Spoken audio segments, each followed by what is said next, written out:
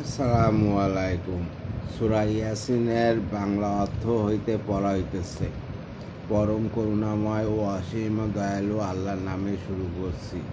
ইয়াসিন, বিজ্ঞানময় কোরআনের শপথ। নিশ্চয় আপনি রাসূলগণের অন্যতম। সরল রাস্তার ওপর আছো। প্রজ্ঞান্ত দয়ালুর নিকট থেকে কোরআন নাযিলকৃত, যেন এমনই এক জাতিকে সতর্ক করার জন্য যাদের পূর্বপুরুষদেরকে সতর্ক করা হয়নি।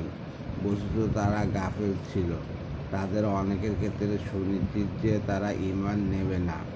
তাদের গলদেশে জিঞ্জির পরিয়েছে চিবুক পর্যন্ত, ফলে তারা ঊর্ধ্বমুখী হয়েছে। তাদের সামনে ও পেছনে একটি প্রাচীর সৃষ্টি করেছি, তাদেরকে ঢেকে দিয়েছি, ফলে তারা দেখতে পায় না। তুমি তাদেরকে সতর্ক করো বা না করো, তাদের পক্ষে উভয় সমান। তারা ঈমান নেবে না, শুধু তুমি তাকে সতর্ক করতে পারো। যারা উপদেশ মানবে এবং দয়াময় আল্লাহকে না দেখে ভয় করে, অতএব তাদেরকে ক্ষমা ও প্রতিদানের সুসংবাদ দাও। আমি জিন্দা করি মৃত্যুকে, আর লিখিত রাখি তাদের কৃতকার্য ও রেখে যাওয়া কর্মগুলো। সমস্ত বস্তুই আমি উজ্জ্বল কিতাবে রক্ষিত রেখেছি। এবং তুমি বর্ণনা করো তাদের নিকট সেই শহরবাসীদের দৃষ্টান্ত, যখন তথায় রাসূলগণ এসেছিল, তখন আমি তাদের নিকট পাঠিয়েছি দুজন রাসূল। তখন তারা তাদেরকে অবিশ্বাস করল। পরে তাদের সমর্থনে তৃতীয়জন পাঠিয়েছি।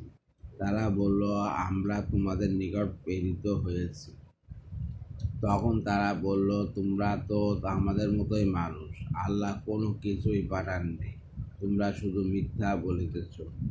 তারা বলবেন, আমাদের রব জানেন, নিশ্চয়ই আমরা তোমাদের নিকট প্রেরিত হয়েছি। সত্য প্রচার করারই আমাদের দায়িত্ব। তারা বলল, আমরা তোমাদেরকে মন্দ ধারণা করছি। যদি বিরত না হও তবে তোমাদেরকে পাথর মারব ও কঠোর আযাব দেব। তারা বললেন, তোমরাই তোমাদের ক্ষতির কারণ। তবে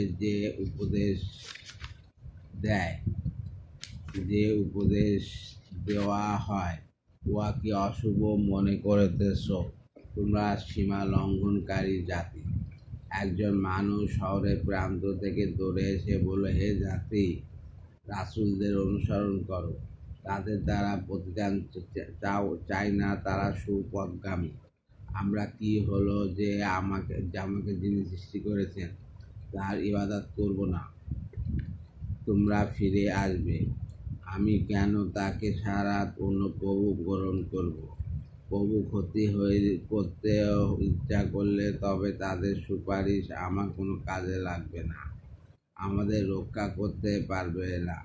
ওইরূপ করলে নিশ্চয় আমি ভ্রান্তির মধ্যে পড়ব।